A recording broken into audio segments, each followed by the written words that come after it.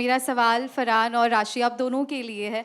जिस तरह से टीवी कमर्शियल ऐड की आपने बात की, अब उसके बाद आई थिंक सिनेमा में एक फ्रेश पेयर जो है हमें देखने को मिलेगा और इतनी अमेजिंग केमिस्ट्री भी देखने को मिलेगी। क्या कुछ ऑडियंस को कहना चाहेंगे? आपका क्या कुछ अनुभव रहा एक दूसरे के साथ काम करने का?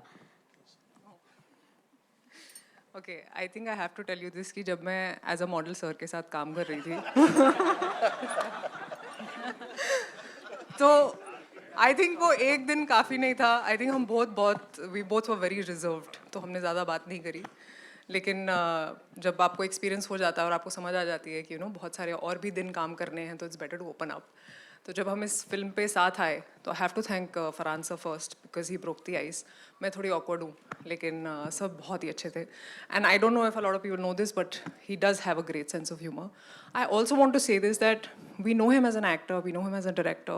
You probably also know that he has a great sense of humor. लेकिन what I realized is, like my parents have always taught me कि अगर आप एक इंसान के बारे में जानना चाहते हैं तो आप देखें कि वो अपने आसपास लोगों को कैसे ट्रीट करते हैं, and I think he treats every one with equal respect, चाहे वो जो भी हो. And that's a quality that I have not seen in a lot of people, is why I cherish him more as a human being.